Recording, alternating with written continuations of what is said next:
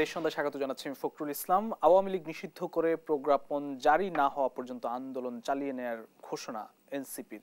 আওয়ামী লীগ নিষিদ্ধের দাবি গুরুত্ব সহকারে বিবেচনা করছে বিবৃতি দিয়ে জানিয়েছে প্রধান উপদেষ্টা কার্যালয়। ভারত পাকিস্তান সংঘাতে উদ্বেগ বাড়ছে পার্শ্ববর্তী দেশগুলোতে। রাজনীতি কোন পথে, এই শিরোনামে আজ আমরা কথা বলবো। আমার সঙ্গে স্টুডিওতে দুজন অতিথি আছেন। আমি শুরুতে পরিচয় করাতে চাই, আমার সঙ্গে আছেন জনাব হারুন রশিদ, বিএনপি চেয়ারপারসনের উপদেষ্টা, এবং আছেন শাহাদাত হোসেন সেলিম, চেয়ারম্যান এলডিপি ও মুখপাত্র 12 দলীয় জোট। দুজনকে স্বাগত জানাচ্ছি। আমি জনাব হারুন রশিদ আপনার কাছে আসি। আওয়ামী লীগ নিষিদ্ধের দাবিতে গতকাল রাত থেকেই লক্ষ্য করেছেন যে আন্দোলনের কথা বলছে। এর আগে তারা আওয়ামী লীগের বিচার চেয়েছে নির্বাচনের আগে এনসিপির পক্ষ থেকে। বেশ কয়েকটি দলের নেতা কর্মীরাও গতকাল রাত থেকে ছিল, আজকে শাহবাগে তারা সমাবেশ করছে এবং বলছে যে নিষিদ্ধ বা প্রজ্ঞাপন জারি না হওয়া পর্যন্ত তারা আন্দোলন চালিয়ে যাবেন। পাশাপাশি সরকারও বিবৃতি দিয়েছে যে এটি গুরুত্ব সহকারে বিবেচনা করছে, রাজনৈতিক দলগুলোর সঙ্গে তারা মতামত নেবেন, বসবেন। আপনি রাজনীতির মানুষ, বর্তমান প্রেক্ষাপট বিবেচনা আসলে কি বলবেন? ধন্যবাদ। আজকের দেশ টিভির সন্ধ্যার আলোচনায় সহ আলোচক দেশ টিভির দেশ বিদেশের সকল দর্শকদের ধন্যবাদ। আওয়ামী লীগের রাজনীতি নিষিদ্ধের দাবি কিন্তু গত জুলাই আগস্টের এই পরিবর্তনের পর থেকেই জানিয়ে আসছে এবং বিভিন্ন ঘটনার প্রেক্ষাপটের আলোকে আজকে এনসিপি বা ছাত্রদের পক্ষ থেকে জমায়েত করে এটি নিশ্চিত করার দাবি জানাচ্ছে। সরকারের জায়গা থেকে একটা স্টেটমেন্ট এসছে। আমার বিষয়টা হচ্ছে যে আপনার সরকারের মেয়াদ প্রায় 9 মাস 10 মাস চলে গেল। আমার কিছু প্রশ্ন এখানে দেখা দিয়েছে যে এই 9-10 মাসের মধ্যে সরকার আওয়ামী লীগের যে সমস্ত দুর্বৃত্ত বা দেশে যে গণতন্ত্র হত্যা, দেশে অর্থ পাচার, দেশে এই ধরনের 24শে জুলাই আগস্টে যারা এই ধরনের ন্যাক্কারজনক ঘটনা ঘটিয়েছে, দৃশ্যমান এই এখনো পর্যন্ত কিন্তু আমি বলবো যে তাদের বিরুদ্ধে বিচারিক যে প্রক্রিয়া, একটা আইসিটি থেকে বিচার কিছু হচ্ছে, কিন্তু এই বড় অপরাধের সঙ্গে যারা জড়িত সরকারিভাবে দৃশ্যমান কিন্তু জনগণকে সন্তুষ্ট করার মতো আমি সেরকম কোনো কিছু ঘটনা দেখছি না। যে কারণে কেন জানি মনে হচ্ছে যে সরকারের ভিতর থেকে কোনো অংশ বা বাইরের কোনো খেলোয়াড়রা দেশে সামগ্রিক যে জনগণের প্রত্যাশা যে একটা নির্বাচন, অবাধ সুষ্ঠু নিরপেক্ষ নির্বাচন সামনে আসুক, সেই পরিস্থিতিকে ঘোলাটে করার জন্যে বিভিন্ন ঘটনার যে অবতারণা ঘটছে, এগুলো আমি ব্যক্তিগতভাবে উদ্বিগ্ন। নির্বাচনকে কেন্দ্র করে আপনার যেমন একদিকে কথা উঠছে যে সংস্কার প্রক্রিয়া আগে শেষ করতে হবে, কেউ বলছে যে বিচার প্রক্রিয়া শেষ করতে হবে। আবার আমি কথা প্রসঙ্গে এসে যাচ্ছে কথাগুলো যে আপনার গতকালকে দেখলাম যে আপনার সাবেক রাষ্ট্রপতি বিমানবন্দর ক্রস করে দেশের বাইরে চলে গেলেন। এটাকে কেন্দ্র করে কয়েকজন ওখানে ইমিগ্রেশনের পুলিশ অফিসারকে আপনার প্রত্যাহার করা হয়েছে। এছাড়াও আরও বেশ কিছু ঘটনা ঘটছে। প্রত্যাহারের মধ্য দিয়ে কি আপনার এটা সরকার দায় এড়াতে পারবে? এই সমস্ত কারণেই কিন্তু আজকে ছাত্ররা দাবি তুলছে আবার নতুন করে যে তাদেরকে নিষিদ্ধ করতে হবে। তো এখন আসলে এই পরিস্থিতি তৈরি করে আপনার অন্য কোনো এজেন্ডা বাস্তবায়ন করতে চাই কিনা বা নির্বাচনকে বিলম্বিত করতে চাই কিনা, সেগুলো অনেক প্রশ্ন দেখা দিচ্ছে। আমি যেটা মনে করি যে আওয়ামী লীগ নিষিদ্ধের বিষয়টি সরকারের সিদ্ধান্ত এবং নির্বাচন কমিশন আছে তাদের সিদ্ধান্ত। এরপরে সরকার এ ব্যাপারে সরকারের বক্তব্যটা কি, জনগণের মতামত, সব রাজনৈতিক দলসমূহের মতামত তো প্রয়োজন নাই, মতামত নেওয়া হয়ে গেছে। সরকার আইনগতভাবে পদক্ষেপ গ্রহণ করুক। আমরা 9 বছর, বিগত 15-16 বছর রাস্তায় ছিলাম, আমাদের বিরুদ্ধে গুম করেছে, আমাদেরকে আপনার বিচারপতি হত্যাকাণ্ড ঘটিয়েছে, আমাদের বিরুদ্ধে লক্ষ লক্ষ মামলা হয়েছে রাষ্ট্রবাদী হয়ে। তো রাষ্ট্র প্রতিপক্ষ হয়ে আমাদেরকে নিরীহ নিরপরাধ মানুষকে হত্যা করেছে, বিচারপতি হত্যা করেছে, গুম করেছে, মামলা করেছে। আজকে 9 মাস পার হয়ে গেল, রাষ্ট্র এই সমস্ত অপরাধীদের বিরুদ্ধে কতটুকু দৃশ্যমান পদক্ষেপ গ্রহণ করতে পেরেছে? পদক্ষেপ গ্রহণ করা একটা জিনিস, বিষয়টা হচ্ছে যে আওয়ামী লীগ কিন্তু যখন ক্ষমতা ছিল তখন তারাও একটি রাজনৈতিক দলকে নিষিদ্ধ করেছিল এবং একটি রাজনৈতিক দল নিষিদ্ধ হওয়ার যে বাস্তবতা, সেই বাস্তবতা আপনার কাছে কি মনে হয়? আমি ব্যক্তিগতভাবে মনে করি যে নিষিদ্ধর মধ্য দিয়ে কিন্তু আপনার রাজনৈতিক সমাধান নাই। তার কারণ 1971 সালে মুক্তিযুদ্ধের সময় যারা মুক্তিযুদ্ধের বিরোধিতা করেছিল এবং এদেশের মুক্তিময় মানুষকে যারা হত্যা করেছে পর্যন্ত, এবং স্বাধীনতার পর আজকে 50-55 বছর পেরিয়ে গেছে, এই বিতর্ক কিন্তু এখনও নিরসন হয়নি। এটা বিতর্ক এখনও বিদ্যমান। কারণ 71 সালে যারা যুদ্ধাপরাধের সাথে জড়িত ছিল, মুক্তিযুদ্ধের বিরোধিতা করেছে, ওই সমস্ত রাজনৈতিক দলগুলোকে কিন্তু এখনও নিশ্চিতের দাবি আসছে, এবং তারা কিন্তু এখনও ময়দানে রাজনীতির মাঠে আছে। সুতরাং আওয়ামী লীগের মতো একটা বড় রাজনৈতিক দল নিষিদ্ধর মধ্য দিয়ে দেশে আপনার রাজনৈতিক সংকটের সমাধান হয়ে যাবে বা গণতান্ত্রিক চর্চার পথ আরও সুদৃঢ় হবে, আমি এটা বিশ্বাস করি না। আমি যেটা মনে করি যে বিগত 15-16 বছর যারা অপরাধের সাথে জড়িত, যারা বাংলাদেশে কর্তৃত্ববাদী শাসন কায়েম করেছে, যারা এর সহযোগী ছিল, তাদেরকে একই কাতারে নিয়ে আসতে হবে। কারণ একটা আল্লাহ রসুলের একটা সহি হাদিস আছে আপনার, যে যে দলের ভুক্ত তারা একই, যে কাজের সাথে সহযোগী তারা একই দলভুক্ত। এখন যারা চুরির সাথে সহযোগী করেছে তারা চোর, যারা আপনার গত তত্ত্বাবধায়ক সরকার আমলে ভোট চুরি করেছে, যারা রাষ্ট্র ক্ষমতাকে এই সর্বনাশ করেছে, এর যারা সহযোগী তারা সবই একই দলভুক্ত। সুতরাং আওয়ামী লীগের মন্ত্রী এমপিরা কিছু পালিয়ে গেছে দেশ থেকে, কিন্তু তার সহযোগিতা এখনও দেশে বিদ্যমান। রাষ্ট্র কাঠার মধ্যে এখনও তারা রয়েছে। বিচার বিভাগ বলেন, পুলিশ বলেন, প্রশাসন বলেন, সেনাবাহিনী বলেন, সব জাতি আছে। তো যে কারণে হচ্ছে কি, আমি যেটা মনে করি যে এটা সিদ্ধান্ত গ্রহণ করবে আপনার বর্তমান সরকার, নির্বাচন কমিশন এবং রাজনৈতিক দল সমস্যা আলোচনা করে নিতে পারে। তো আমি নিষিদ্ধের মধ্য দিয়ে কিন্তু আপনার সত্যিকার অর্থে সমাধান নাই, আপনাকে অপরাধীদের বিচারের মধ্যে দিয়ে সমাধান খুঁজতে হবে। জি, ধন্যবাদ জনাব শাহাদাত হোসেন সেলিম। আপনার কাছে আসলে কোন প্রেক্ষাপটে নিষিদ্ধের দাবিটি উঠল? ধন্যবাদ আপনাকে। আসলে তো 5ই আগস্টের পর থেকেই সমস্ত জাতি আওয়ামী লীগের বিরুদ্ধে একটা ঐক্যবদ্ধ অবস্থানে ছিলেন, এবং সেক্ষেত্রে আওয়ামী লীগ আপনার যে নির্বাচন, তারপর গণহত্যা, লুণ্ঠন, তারপরে আপনার সমস্ত কিছুকে দলকরণ করে একটা আইনের শাসনকে নির্বাসনে পাঠানোর ব্যাপারে আওয়ামী লীগের তো কোনো তুলনা হয় না। সেই সময় আওয়ামী লীগের ব্যাপারে একটা চূড়ান্ত সিদ্ধান্ত সাথে সাথে নিতে পারত রাজনৈতিকভাবে এবং আইনগতভাবে। সেই সময় আমরা দেখি যে আজকে ধরুন 9 মাস এটা পার হয়ে গেছে, এই সমস্যার সমাধানটা হচ্ছে না। এবং আওয়ামী লীগকে নিষিদ্ধ করার প্রশ্নে আপনার যেই আইনটাকে প্রয়োগ করা দরকার, সেই আইনটাকেও তারা আবার বাস্তবায়িত করে নাই আপনার উপদেষ্টা পরিষদে উপস্থাপিত হওয়ার পরও। এখন এখানে আওয়ামী লীগকে নিষিদ্ধকরণের দাবিতে গতকালকে আমি দেখলাম যে হাসানাত আব্দুল্লাহ একটা স্ট্যাটাস দিলেন। পরবর্তীকালে আপনার এটার সাথে এনসিপিও জড়িত হয়ে গেলেন। এখন এনসিপি আর সরকারের মধ্যে তো কোনো পার্থক্য নেই, সরকারটাই মূলত এনসিপি চালাচ্ছে অথবা এনসিপিকে সরকার চালাচ্ছে, দুইটার একটা, এর মধ্যে কোনো আপনার যদি কিন্তু নাই। তো এখন এখানে এই মুহূর্তে গতকাল রাতে যখন 10টার পরে আমি কিন্তু নিজেই কিন্তু একটা কৌতূহল বশবর্তী হয়ে আমি আপনার গিয়েছিলাম যমুনার সামনে। তো প্রায় 2 ঘন্টার মতো ছিলাম, আমি একটু দূরে দাঁড়িয়েছিলাম, দেখছিলাম। খুবই নগণ্য, স্বল্প সংখ্যক, 1-2 হাজারও হবে না, 1 হাজারও হবে না তাদের অবস্থানটা, কিন্তু সরকারের পক্ষ থেকে তাদেরকে সব রকমের সহযোগিতা দেওয়া হচ্ছে। সেখানে এসে বসার জন্য, করার জন্য, সকালেও দেখলাম যে আপনার মঞ্চ করার জন্য যা যা করা দরকার করতেছে। এখানে যদি ধরেন অন্য কোনো রাজনৈতিক দল যদি যমুনার সামনে এই ধরনের রাতে 10টার সময় একটা অবস্থান নিত, তাহলে তো পুলিশ, জল কামান, আপনার সাউন্ড গ্রেনেড, তাদের সমস্ত শক্তি প্রয়োগ করে সেখানে উঠিয়ে দিত, কারণ এটা একটা একদম স্পর্শকাতর একটা ব্যাপার। তো এতে বোঝা যাচ্ছে যে সরকার এবং এনসিপি একসাথেই কোনো একটা উদ্দেশ্য নিয়ে এটার ব্যাপারে মাঠে নেমেছে। এখন উদ্দেশ্যটা হলো যে আওয়ামী লীগকে ধরুন যদি নিষিদ্ধকরণ করতে হয়, তাহলে স্তরে স্তরে প্রথমেই আপনার নির্বাচন কমিশন কিন্তু আওয়ামী লীগের নিবন্ধনটা বাতিল করতে পারতো, সেটা এখনও করে নাই।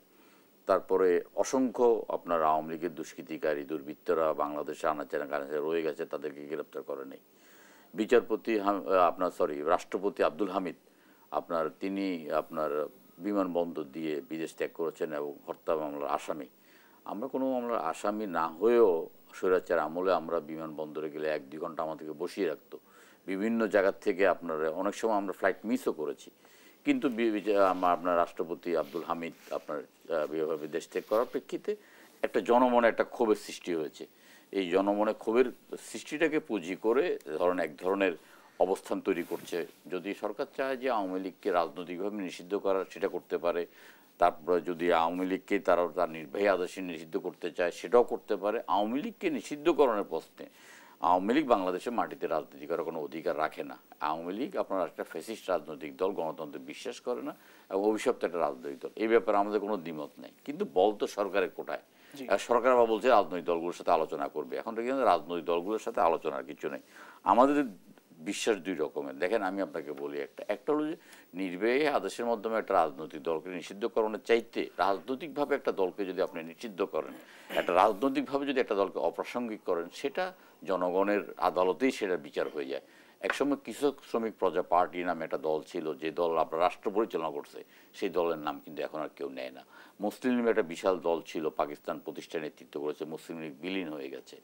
ভাসানী নামে একটা বড় রাজনৈতিক দল ছিল, এখন একদম অপ্রাসঙ্গিক এবং কোনো অবস্থানে নেই। আমরা দেখেছি স্বাধীনতা উত্তর পরে আপনার মুজফ্ফরনগরের একটা বিশাল অংশ ইয়ে ছিল।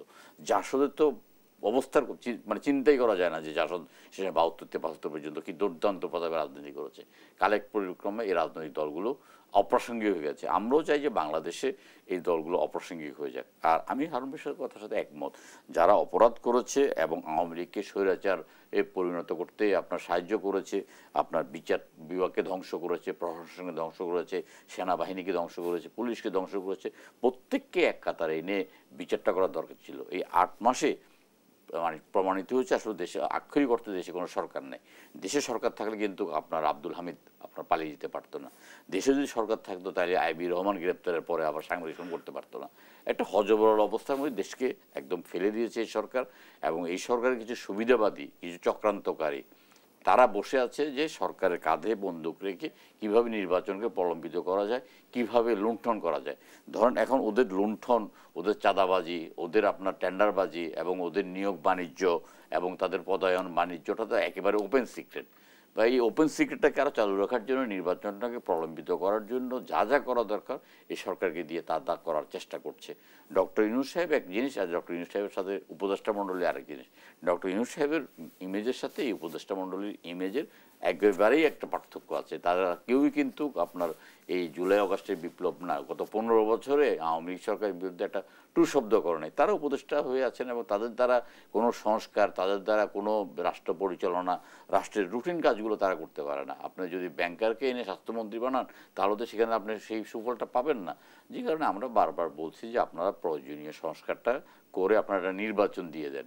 এবং আমরা মনে করি যে বর্তমান সরকার আপনার এই ডিসেম্বর জানুয়ারির মধ্যে নির্বাচনটা দিয়ে দেওয়া উচিত। অন্যথায় কিন্তু পরিস্থিতিটা আরও ঘোলাটে হবে। এখন আমরা যে এই অবস্থানের মধ্যে আছি, আজকে শাহবাগে তারা অবরোধ করছেন এবং বলছেন যে যতদিন না পর্যন্ত একটা প্রজ্ঞাপন জারি হয়।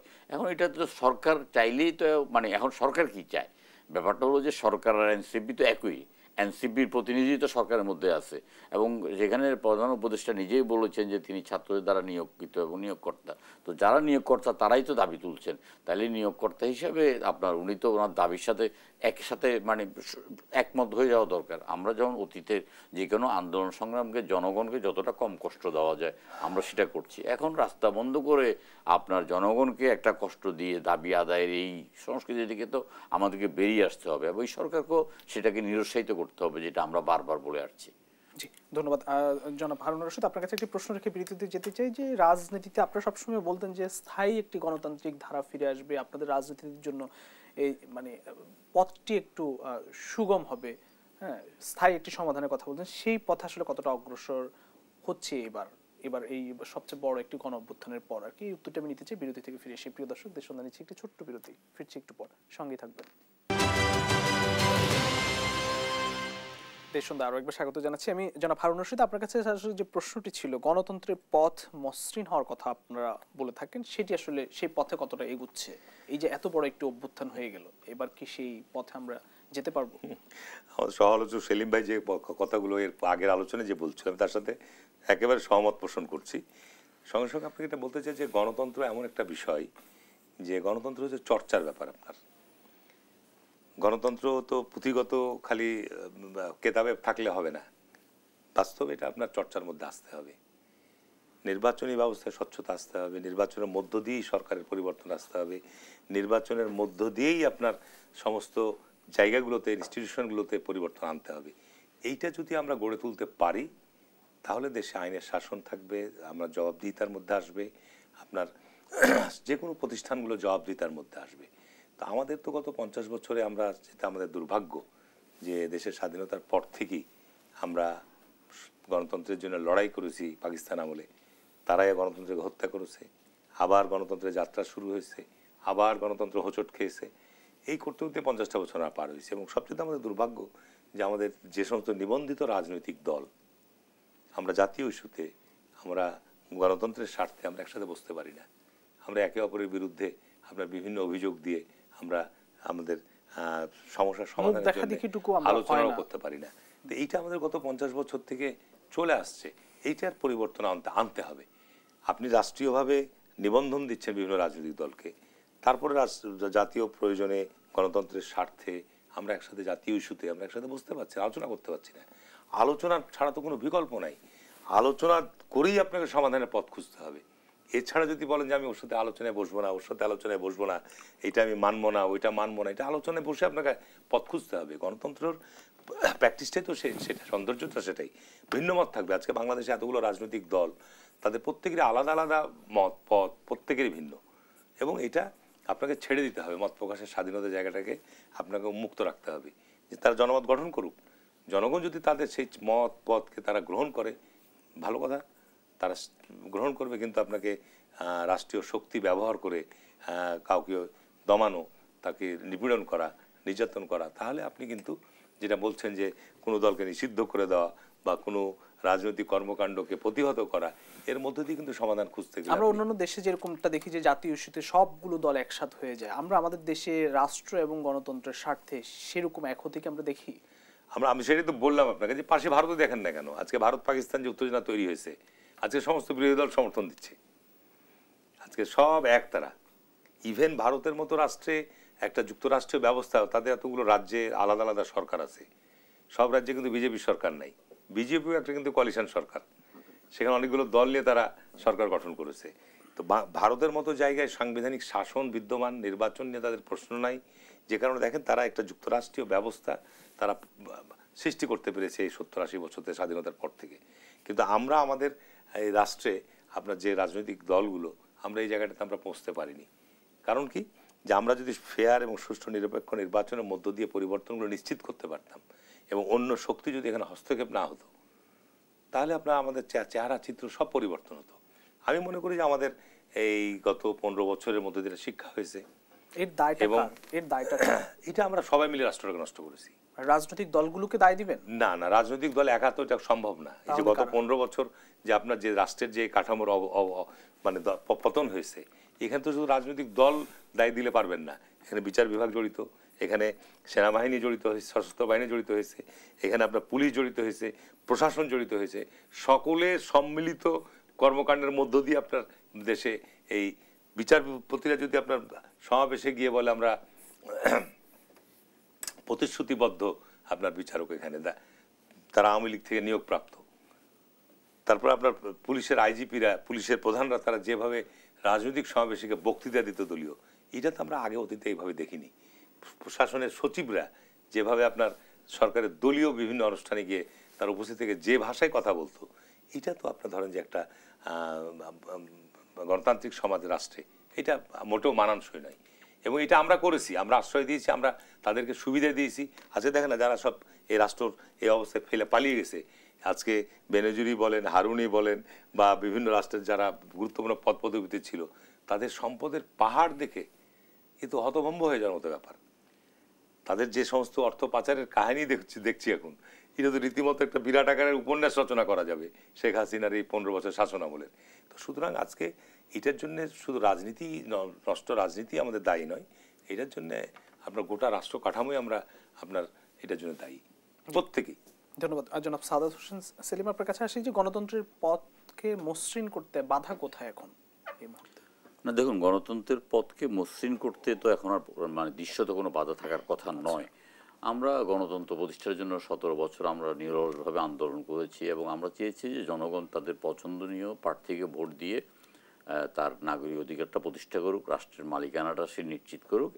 একই সাথে এবং তার পছন্দনীয় দলটা যেন আপনার রাষ্ট্র পরিচালনা করতে পারে সেই ম্যান্ডেটটা তাকে হাতে তুলে দেওয়ার জন্য আমরা আন্দোলন করেছি। এবং আমরা জানতাম যে এই ধরনের একটা গণ অভ্যুত্থান হোক বা যে কোনো একটা মানে রোষানলে পড়ে এই ক্ষমতাসীন সরকারকে পালিয়ে যেতে হবে অথবা এর চেয়ে তারও নির্মম পরিণতি বরণ করতে হবে। এখন দেখুন পৃথিবীর ইতিহাসে স্বৈরশাসকদের পলায়ন অথবা তাদের পতনটা এইভাবে হয়েছে, কিন্তু সেখানে আওয়ামী লীগ একটা বিশ্ব রেকর্ড করেছে যে একই সাথে সমস্ত প্রশাসন, তারপরে একই সাথে বিচারপতি, সাংস্কৃতিক কর্মী, ব্যবসায়ী, মিডিয়া, আপনার মসজিদের ইমাম সব পালিয়ে গিয়ে তারা প্রমাণ করেছে যে আসলে 15 বছর মানুষের মনের মধ্যে তাদের বিরুদ্ধে কতটা ক্ষোভ দুঃখ তৈরি হয়েছে এবং তাদেরকে আসলে একটা ফ্রাঙ্কেস্টাইন তৈরি করতে গিয়ে কিন্তু প্রত্যেকে কিন্তু সহযোগিতা করেছে। এখানে 18 নির্বাচনে যখন আপনার জনগণের ভোট দিতে পারে না, এই সমস্ত রাতের মধ্যরাতে ভোট হয়েছে, সারা বাংলাদেশের একজন ডিসিএসপি কিন্তু নৈতিকতার দায় নিয়ে পদত্যাগ করে নাই। কোনো একজন কর্মকর্তা ইউনিয়ন পর্যায়ের হোক আর সে উপজেলা পর্যায়ের হোক সে কিন্তু আপনার রিজাইন দিয়ে চলে আসেনি। আমরা দেখেছি শেখ মুজিবের মতো দুর্দান্ত প্রতাপশালী নেতা যখন বাকশালে ঘটনা করেছে তখন কিন্তু ব্যারিস্টার মঈনুল হোসেন এবং এমএজি ওসমানে কিন্তু আপনার সংসদ সদস্যতে পদত্যাগ করে তারা কিন্তু পদত্যাগ করেছে যাতে বিবেকে তারা পরিষ্কার, ইতিহাসে তাদের নাম থাকবে। কিন্তু এই 15 বছরে আপনার এই কুলাঙ্গারদের নাম ধরনের যে বা আপনার বিচারপতি খায়রুল হক আরম্ভ করে যারা নির্বাচন কমিশনার ছিল প্রত্যেকেই দায়ী একটা গণতান্ত্রিক ব্যবস্থাকে ধ্বংস করার জন্য। এখন 5 তারিখে আমরা প্রত্যেকেই গণতন্ত্র প্রতিষ্ঠা করার জন্যই আমরা কিন্তু মাঠে নেমেছি, দলমত নির্বিশেষে প্রত্যেকে আমরা মাঠে নেমেছি। উসিলা ছিল একটা ছাত্রদের কোটা আন্দোলন, কোটা আন্দোলনের সাথে যাদের ন্যূনতম সম্পর্ক নাই, একটা রিক্সাওয়ালা, একটা মোটে, একটা বেসরকারি বিশ্ববিদ্যালয়ের একটা ছাত্র শিক্ষক যাদের কোটা আন্দোলনের সাথে কোনো সম্পর্ক নেই তারাও মাঠে নেমেছে কিন্তু গণতন্ত্র প্রতিষ্ঠার আকাঙ্ক্ষা নিয়ে। আমরা মনে করেছিলাম যে ডক্টর ইউনূস সাহেব এসে উনি গণতন্ত্রকে পুনঃপ্রতিষ্ঠা করার জন্য, গণতন্ত্রকে মিশ্রণ করার জন্য তিনি তার ভূমিকা রাখবেন। তিনি একজন ভালো বক্তা। ধরেন আপনাদের এখানে আমরা টকশোতে আসলে আপনারা আমাদেরকে একটা সম্মানই দেন, একটা ধরেন সেই সম্মানই আর ডক্টর ইউনূস সাহেবের সম্মানের মধ্যে আকাশ পাতাল পার্থক্য। তো উনি তো ভালো বক্তৃতা করেন, এখন ভালো ভালো কথা বলবেন, কিন্তু উনি আপনার জনগণের প্রতি সুবিচার করেন নাই। উনি কিন্তু ওনার আপনার উপদেষ্টা মণ্ডলী গঠন করতে গিয়ে উনি কিন্তু বাংলাদেশটাকে ধারণ করেন নাই, উনি একটা অঞ্চলকে ধারণ করেছেন এবং ওনার আপনার ওই সমষ্টিগতভাবে যে এনজিও এটাকে ধারণ করেছেন। এই দিকে ধারণ করে আপনার একটা গণতান্ত্রিক পথটাকে মিশ্রণ করতে গিয়ে ওনাকে হোঁচট খেতে হবে কিন্তু এটা মনে হচ্ছে। কারণ কিছু চক্রান্তকারী, কিছু পদ্মার আড়ালের আপনার মানে দুষ্কৃতিকারী কিন্তু এখানে ঢুকে গেছে এই নির্বাচনটাকে প্রলম্বিত করার জন্য, ক্ষমতার স্বাদ গ্রহণ করার জন্য। আপনাকে একটা উদাহরণ দিলে আপনি বুঝতে পারবেন। আপনার এই শেখ হাসিনা তার বলছে যে তার চাকর তার মানে পানি খাওয়াইতো, ওই যে পানি জাহাঙ্গীর পিয়ন, আপনার সেই পিয়ন 400 কোটি টাকা তার 15 বছরে সে আয় করেছে। আর আসিফ মাহমুদ সজীব ভুঁইয়ার এপিএস আপনার 7 মাসে 322 কোটি টাকা সে আপনার নিয়ে এসে সুইজারল্যান্ডে পালিয়ে গেছে। তার মানে কি, তাহলে সুশাসনটার তো কোনো কিছুই নেই। আপনার পুলিশ প্রশাসনে ঘুষের রেট বেড়ে গেছে, আপনার এসিল্যান্ডের এখানে কর্মকাণ্ডে ঘুষের রেট বেড়ে গেছে, সর্বত্র আপনি না পারলেন সুশাসন কায়েম করতে, না পারলেন জনগণকে স্বস্তি দিতে, না পারলেন সড়কের শৃঙ্খলা আনতে, না পারলেন আমি বলছি না পারলেন আপনি স্বাস্থ্য খাতে আপনি কোনো রকম পরিবর্তন, আপনি 8 মাস পর্যন্ত আপনি কোনো কিছুই করতে পারেন নাই। না পারার প্রেক্ষিতে আমাদের এখন বিশ্বাস করতে কষ্ট হয় যে একটা সুষ্ঠু নির্বাচনের পক্ষে ডক্টর ইউনূস সাহেবের কতটা করা সম্ভব। ইতিমধ্যেই তিনি বিতর্কিত হয়ে গেছেন এবং তিনি একটা দলীয় সরকারে পরিণত হয়ে গেছেন। আমরা একটা নির্দলীয় নিরপেক্ষ সরকারের অধীনে নির্বাচন চাই, কিন্তু প্রকারান্তে একটা দলীয় সরকারের ক্ষমতায়। সুতরাং আপনার গণতন্ত্রের পথ কিন্তু এত মিশ্রণ নয় এবং আপনার এই যে নির্বাচনের পথটাও মিশ্রণ নয়। সংস্কারের নামে আমরা দেখেছি এমন কিছু প্রস্তাব নিয়ে এসে ওনার বিতর্ক সৃষ্টি করছেন যেটাতে নির্বাচন 2-4-5 বছর বিলম্বিত হয়। দেখেন আমরা কিন্তু আন্দোলন সংগ্রামের সময় আমরা কেউ দাবি করি নাই, আমরা কোটা দাবি করেছি, আমরা গণতন্ত্রকে শেখ হাসিনার পতন দাবি করেছি, আমরা ভোটারদের বয়স 18 থেকে 16 করার জন্য আমরা দাবি করি নাই, আমরা প্রার্থীর বয়স কিন্তু 25 থেকে 23 করার জন্য দাবি করি নাই। এখন এই দাবিগুলো তোলার অর্থ হলো যে কি, আপনার নির্বাচনটাকে প্রলম্বিত করা। আপনার সারা বছর সারা পৃথিবীতে স্পিকার এবং ডেপুটি স্পিকার একই রাজনৈতিক দল থেকে হয়, সরকারি দল থেকে হয়। এখন ওনাদের প্রস্তাব হলো যে স্পিকার হবে সরকারি দল থেকে, ডেপুটি স্পিকার হবে বিরোধী দল থেকে। আমরা বলছি না, এটা করতে গেলে আপনার একটা সাংগঠনিক একটা বিশৃঙ্খলা সৃষ্টি হবে। আমরা বেশ কিছু প্রস্তাবের সাথে আমরা একমত হয়েছি। আমরা কিছু প্রস্তাবের সাথে দ্বিমত হয়েছি এবং কিছু প্রস্তাবের সাথে আমরা সম্পূর্ণ একদম সরাসরি দ্বিমত পোষণ করছি। আমরা এই যে ঐক্যমত্য কমিশনকে গিয়ে আমরা বললাম যে আপনারা এইসব নিয়ে নির্বাচনকে প্রলম্বিত করার চেষ্টা না করে নির্বাচনটা দিয়ে দেন। এখন দেখেন বাংলাদেশের নির্বাচনের জন্য নভেম্বর, ডিসেম্বর, জানুয়ারি পর্যন্ত হলো যে সঠিক সময়। এই এখন আপনি এই এপ্রিল বা মেতে যে প্রচণ্ড গরম বা জুলাইতে জুনের প্রচণ্ড বৃষ্টি, এই সময় তো আপনার নির্বাচনের সময় নয়। যে কারণে ওনারা বলছেন যে ডিসেম্বর টু জুন, আমরা বলতেছি না আপনারা একটা কথা বলেন, জানুয়ারি পর্যন্ত আমরা মানতে রাজি আছি, এন্ড অফ জানুয়ারি পর্যন্ত আমরা রাজি আছি, কারণ তারপরে আবার শুরু হয়ে যাবে রমজান। তাইলে এইটা কিন্তু সরকার পক্ষ থেকে বলছে না। এবং আমরা আশঙ্কা করছি যে যারা খেলাধুলা করছেন, যারা এখানে বাণিজ্য করছেন, তারা নির্বাচনটাকে প্রলম্বিত করবে। তো তাই তো আপনার প্রথম উত্তর একটাই দিতে পারি আমি, যে গণতন্ত্রের পথটা মিশ্রণ নয় এবং গণতন্ত্র প্রতিষ্ঠা করাটা একটা মসৃণ নয়। অসংখ্য ধন্যবাদ। আমরা এই বিরতি থেকে ফিরে আবার ওই আলোচনায় ফিরতে চাই। প্রিয় দর্শক, দেশ সন্ধ্যা নিচ্ছে আরো একটি বিরতি, ফিরছি একটু পরে, সঙ্গেই থাকবেন। দেশ সন্ধ্যা আরো একবার স্বাগত জানাচ্ছি। আমি জনাব হারুন রশিদ, আপনার কাছে আসলে আমরা একটু ভারত পাকিস্তান লড়াইয়ের যে বা উত্তেজনার যে খবর, এই যাত্রা আসলে শেষ কোথায়? একবার দেখলাম যে প্রথম দিন রাতে যেদিন হামলা হয়, এরপরে মোটামুটি একটি স্বস্তির নিঃশ্বাস, কিন্তু আবারও দেখলাম গতকাল রাতে একই উত্তেজনা তৈরি হলো। কি বিশ্লেষণ করবেন? উপমহাদেশের কি প্রভাব? না, নিঃসন্দেহে এটা আমাদের জন্য মোটেও শুভকর নয়।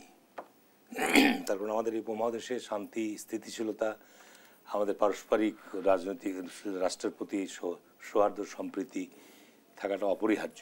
এলাকার সামগ্রিক উন্নয়ন থেকে শুরু করে আইন শৃঙ্খলা থেকে সব কিছুর জন্যই।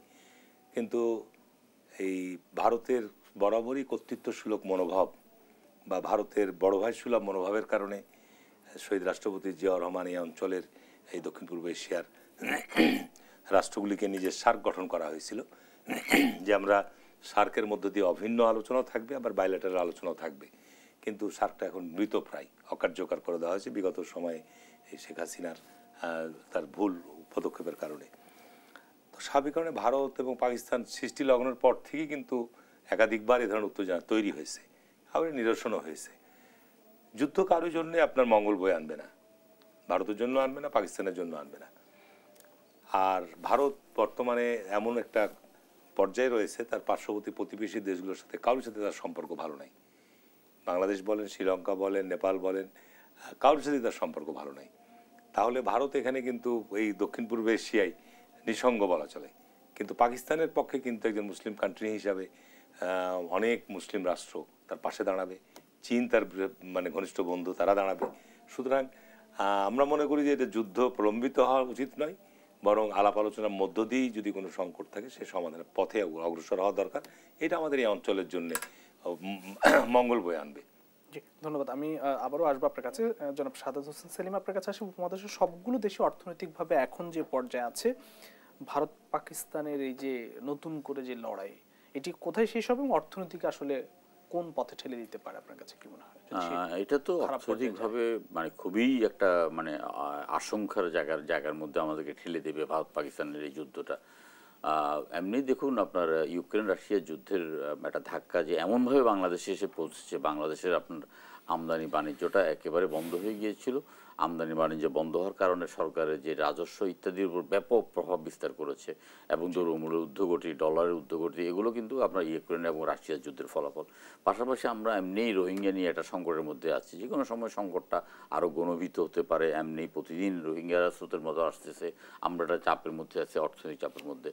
ভারত এবং পাকিস্তান উভয়ের সাথে আমাদের একটা বাণিজ্যিক সম্পর্ক আছে, বাণিজ্যিক লেনদেন আছে। সেখানে তাদের মধ্যে যুদ্ধটা হলে আমাদের বাণিজ্যিক লেনদেনেরও ভারসাম্য নষ্ট হবে এবং আপনার জিনিসপত্রের দাম বেড়ে যাবে। ব্যবসায়িকভাবে এমনি ধরেন এই অন্তর্বর্তীকালীন সরকারের সময়ে ব্যবসায়ী হাতটা গুটিয়ে বসে আছে, যে একটা দলীয় সরকার না হলে আপনার বিনিয়োগ এমনি স্থবিরতা দেখা দেয়, সেটা দেশীয় হোক বিদেশি হোক, যতই গালগপ্প মারাক না কেন। কিন্তু আমরা আসলে যুদ্ধ চাই না, শান্তি চাই। এখন মানে আমার মনে হচ্ছে যে আপনার মানে বিশ্বে যারা শক্তিধর দেশগুলো আছে এবং জাতিসংঘ সহ সবাই এগিয়ে এসে আপনার এই সমস্যাটা সমাধান করা দরকার। এটা তো আপনার কাশ্মীরে একটা ঘটনার প্রেক্ষিতে আপনার অনেক দিন পরেই কাশ্মীরে একটা বড় ধরনের একটা আপনার দুর্ঘটনা ঘটেছে, তার প্রেক্ষিতেই এই যে এই যুদ্ধটা আসলে পরিহার করা দরকার। কারণ দুইটা দেশেই কিন্তু পারমাণবিক শক্তিধর দেশ, এতে করে ক্ষতিগ্রস্ত হবে কিন্তু জনগণ।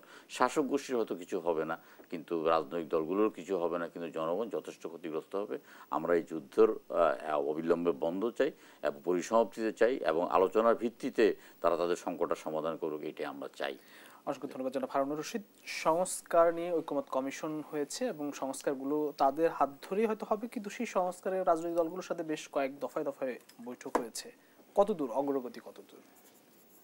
আমি সংস্কার ব্যাপারে আমার যে অভিমত আপনার, যে আজকে এই পরিবর্তনের পর সংস্কার নিয়ে আজকে বর্তমান সরকার অনেকগুলো সংস্কার কমিশন করেছে এবং এই সংস্কার কমিশন নিয়ে রাজনৈতিক দলগুলোর সাথে আলোচনাও হচ্ছে এবং আলোচনার মধ্য দিয়ে অন্তত পক্ষে আমরা ছোটবেলায় অঙ্ক করতাম কমন, তো সব রাজনৈতিক দলগুলোর সাথে যে বিষয়গুলো নিয়ে আমাদের ঐক্যমত হয়েছে সেটা আলোকে আমাদের যাত্রা শুরু হওয়া উচিত।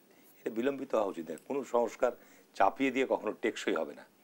আজকে যারা সংস্কার কমিশনের দায়িত্ব পালন করছেন, বিভিন্ন প্রস্তাব নিয়ে আসছেন, আপনার ইউরোপ আমেরিকার গণতন্ত্রের সিস্টেম ব্যবস্থার সাথে যদি বাংলাদেশের চিন্তা করেন, বাংলাদেশের গণতন্ত্র এখনও শিশু পর্যায়ে আছে। তো সেইটা চিন্তা করতে গেলে আপনার আমি মনে করি যে ওই সমস্ত জায়গা থেকে কিছুটা আমাদের বেরিয়ে আসতে হবে। পাশাপাশি বিএনপির মতো রাজনৈতিক দল জন্মই হয়েছে সংস্কারের মধ্য দিয়ে। যদি আপনি আলোচনা করতে চান তো আপনার ধরেন যে জিয়াউর রহমানের সময় বিএনপি জন্ম হয়েছে, একদলীয় পাকশাল থেকে বহুদলীয় গণতন্ত্রের পথে নিয়ে আসা হয়েছে। গণমাধ্যমের স্বাধীনতা, বিচার বিভাগের স্বাধীনতা, মত প্রকাশের স্বাধীনতার জায়গাটাকে আপনার সংবিধানের মধ্যে সংযোজিত করা হয়েছে। আপনার এদেশের নারীর অধিকার, নারীর ক্ষমতায়ন, সেক্ষেত্রে বিএনপির গুরুত্বপূর্ণ অবদান আছে। বাংলাদেশে আপনার রাষ্ট্রপতি শাসন ব্যবস্থা থেকে আপনার সংসদীয় ব্যবস্থা প্রবর্তন, সেটাও বিএনপি করেছে। অর্থাৎ সংস্কার কিন্তু একটা চলমান ধারা, চলমান প্রক্রিয়া। আজকে ডিজিটাল প্রযুক্তির মধ্য দিয়ে মানুষ লেখাপড়া করছে, আপনার সারা পৃথিবীকে একটা গ্লোবাল ভিলেজে পরিণত হয়েছে। সুতরাং কোরআনের মধ্যে আল্লাহ পাক বলছেন মানুষ খুব দ্রুততা প্রিয়। আজকে আপনি সংস্কার করবেন, সেটা কালকে আবার সংস্কারের প্রয়োজন হবে। যে কারণে আমাদের আইন তৈরি করি সংসদে, আবার দেখা যায় 1 বছর পরে আবার আইনের সংসদে নিয়ে আসতে হচ্ছে। কারণ এগুলো পরিবর্তনশীল সমাজ, পরিবর্তনশীল বিশ্ব। সুতরাং সংস্কারের কোনো বিষয় নিয়ে আপনাকে ধরে থেকে যে এটা না হলে আপনার কোনো সিদ্ধান্ত গ্রহণ করা যাবে ঠিক না। আমি মনে করি যে এটা চাপিয়ে দেওয়ার মতো কোনো বিষয় নয়। এখানে রাজনৈতিক দলগুলোর সাথে আলাপ আলোচনার মধ্যে যতটুকু সম্ভব, এতগুলো রাজনৈতিক দল যদি আপনার সমস্ত বিষয়, কেউ এখন বলবে যে আমরা রাষ্ট্রধর্ম ইসলাম মানবো না, কেউ বলবে যে আমরা ধর্মনিরপেক্ষ চাই, বিভিন্ন বিষয় তো তাতে কি আপনি সব রাজনৈতিক দল একমত হতে পারবে? মৌলিক বিষয়গুলো তো হতে পারবে না। সুতরাং এটা আপনার আমার মনে হয় যে সংস্কারের মৌলিক যে বিষয়গুলো, আমাদের সংকটটা কি, আমাদের সংকটটা কি, সংকটের পথটা সমাধানের জন্য কি পদক্ষেপ গ্রহণ করা, এই জিনিসগুলো তো আমরা জানি। আমরা 40 বছরের রাজনীতি করছি, এদেশে যারা রাজনীতিবিদ তারা কিন্তু বাংলাদেশের সংকট এবং সংকটের পথ সম্পর্কে অবহিত, কিন্তু এই সংকটের পথগুলো চিহ্নিত করে সমাধানের জন্য আপনি পদক্ষেপ নেওয়ার একটা গণতান্ত্রিক সরকার, এটা জবাবদিহিমূলক সরকার, এটা জবাবদিহিমূলক সংসদ, এটাই তো আমরা ঠিকমতো গঠন করতে পারিনি। এটা তো আমরা গত 20 বছর যাবৎ 2008 সালে 111-এর মধ্য দিয়ে একটা সরকার চাপিয়ে দিয়ে সরকারের উপর গিয়েছে। তারপরে কি আমরা পেয়েছি? এই 24 সাল পর্যন্ত একটা কর্তৃত্ববাদী শাসন কায়েম করেছে। তো তাহলে আপনাকে বুঝতে হবে যে 111-এর সময় যারা হস্তক্ষেপ করেছিল, আর্মি ব্যাগ যে অন্তর্বর্তীকালীন সরকার গঠন করেছিল, তারা যে সমস্ত বড় বড় ফর্মুলা, বড় বড় কথা নিয়ে এসেছিল, তার রেজাল্টটা কি হয়েছে? 20 বছর আপনার 15 বছর থেকে 16 বছর আমাদের একটা কর্তৃত্ববাদী শাসনের মধ্যে থাকতে হয়েছে। সুতরাং এইখানে আমাদের সবচেয়ে বড় দৃষ্টি দেওয়া দরকার যে বাংলাদেশে আইনের শাসন, বিচার বিভাগের স্বাধীনতা, গণমাধ্যমের স্বাধীনতা, এই জায়গাগুলো আমরা নিশ্চিত করতে হবে। এই জায়গাগুলোর উপর যেন আপনার কোনোভাবে কেউ হস্তক্ষেপ না আসে, এগুলো একটা আইনের কাঠামোর মধ্যে আসতে হবে। তাহলে আমরা মনে করি যে আমরা আমাদের যে প্রত্যাশা, আমাদের যে আকাঙ্ক্ষা, সেটার দিকে আমরা এগিয়ে যেতে পারবো এবং সেখানে আমরা অনেক দূর আমাদের দেশের কিন্তু সংকট আছে, আবার বিরাট সম্ভাবনাও আছে। আমরা যদি সংকটগুলোকে উত্তরণ করে সম্ভাবনার দিকে এগিয়ে যেতে পারি, তাহলে কিন্তু বাংলাদেশ পৃথিবীর মধ্যে, আমাদের সময় যখন সাইফুর রহমান অর্থমন্ত্রী ছিলেন তখন এমার্জিং টাইগার, বাংলাদেশের অর্থনীতি 20 কোটি মানুষের দেশ, আপনি রেমিটেন্স পাচ্ছেন। এই যে বাংলাদেশে গত 8-9 মাসে যদিও অর্থনৈতিক স্থবিরতা, কিন্তু আমাদের আয় তো আছে, বাইরে থেকে বৈদেশিক মুদ্রা আমরা অর্জন করছি, আমাদের দেশের মধ্যে অপব্যয়টা কিছুটা কমানো হয়েছে, ব্যাংক লুটপাটগুলো বন্ধ হয়েছে, যে কারণে দেখেন আমাদের রিজার্ভ বাড়ছে, আমাদের অর্থনীতি কিছুটা হলেও শৃঙ্খলা এসছে। সুতরাং আমি মনে করি যে যদি একটা রাজনৈতিক দল তাদের ভিশন তাদের লক্ষ্য স্থির করে সেভাবে এগোতে পারে তাহলে আমার দেশ সুন্দর দেশে পরিণত হবে। অসংখ্য ধন্যবাদ জনাব সাদাত হোসেন সেলিম। আপনাকে দিয়ে শেষ করব। যেহেতু একটি মোটামুটি সংস্কার বা যেহেতু তত্ত্বাবধায়ক অন্তর্বর্তীকালীন সরকারের যিনি প্রধান উপদেষ্টা তিনি বলেছেন যে রাজনৈতিক দলগুলোতে আহ্বান করেছেন কম সংস্কার চান নাকি বেশি সংস্কার চান। মোটামুটি একটি সংস্কার ছাড়া নির্বাচন আপাতত হচ্ছে না। আপনারা বৈঠক করেছেন ঐক্যমত কমিশনের সঙ্গে, সেই সংস্কারের প্রক্রিয়া বা পথে কতদূর এগুলেন, নির্বাচনের সেই রোডম্যাপের কথা বলছেন, সেই পথে আপনার কতটুকু অগ্রগতি আছে? না, আমরা তো ধরেন আপনার সংস্কার কমিটি একাধিক কমিটি গঠন করা হয়েছে। তার মধ্যে জাতীয় ঐক্যমত্য কমিশন আমাদের কাছে 166টা প্রশ্নের উত্তর চেয়েছে। আমরা অলমোস্ট বাংলাদেশের প্রায় সমস্ত রাজনৈতিক দলগুলো 100 থেকে 110টার সাথে আমরা একমত হয়েছি। গোটা দশেকের সাথে আমরা একেবারে দ্বিমত পোষণ করছি এবং বাকিগুলো আমরা আলোচনা করছি এবং আমরা বলছি কয়েকটা আপনার অর্ডিন্যান্স জারি করে আপনি নির্বাচনকালীন একটা সুষ্ঠু নির্বাচনের যা দরকার এগুলো আপনারা এগুলো করে ফেলেন। বাকিটা আমরা প্রত্যেকে মিলে যেগুলোতে আমরা একমত হয়েছি আমরা সমস্ত রাজনৈতিক দলগুলো একটা সনদে আমরা স্বাক্ষর করব এবং রাজনৈতিক দলগুলো একটা অঙ্গীকার করবে যে যারা ক্ষমতায় যাবে তারা আপনার এই অঙ্গীকার নাম বাস্তবায়ন করবে। এইটা পরবর্তী সংসদ ছাড়া এই যে মেজর যেই আপনার সবার পরিবর্তন এই পরিবর্তনটা কিন্তু করা যাবে না। তো সেক্ষেত্রে আমরা মানে বলতে চাইছি মানে বলেছি যে আসলে বাংলাদেশের প্রেক্ষাপটে সংস্কার করতে হবে। বাংলাদেশকে আমেরিকা অথবা ইউরোপের মানদণ্ডে বিচার করে যদি সংস্কার করতে চান তাহলে এটা কিন্তু সংস্কার হবে না এবং এটা করা মানে করতে যাওয়াটাও ঠিক হবে না। কত দূর এগুলো সেটা আমরা আলোচনা করে আসছি, আমরা পুনরায় আলোচনা করবো এবং ওনারা বলেছেন যে মে মাসের 15 তারিখের ভিতর ওনারা এই চ্যাপ্টারটা ক্লোজ করে ওনারা আপনার এটা প্রধান উপদেষ্টার কাছে সমর্পণ করবেন এবং প্রধান উপদেষ্টা পরবর্তী কার্যকলাপ গ্রহণ করবে। তা আমরা বারবার এখনও আমরা চাই না যে আমরা 15 বছর নির্বাচনের জন্য আন্দোলন করেছি, আমরা আবার নির্বাচনের জন্য কিন্তু আমরা আন্দোলনে নামতে রাজি নই। আমরা মনে করি বিশ্বাস করি আলাপ আলোচনার ভিত্তিতে সরকারের মধ্যে যারা শুভবুদ্ধি সম্পন্ন লোকজন আছেন তাদের শুভবুদ্ধির উদয় হবে। ডক্টর ইউনূস সাহেবের সামনেও অসংখ্য উদাহরণ আছে, তিনি একটা উদাহরণ সৃষ্টি করে দিয়ে একটা সুন্দর নির্বাচন করে দিয়ে তিনি তার আপন ভূমি ফেরত যাবেন, এটা আমরা দৃঢ়ভাবে রাজনৈতিক কর্মী হিসেবে বিশ্বাস করি।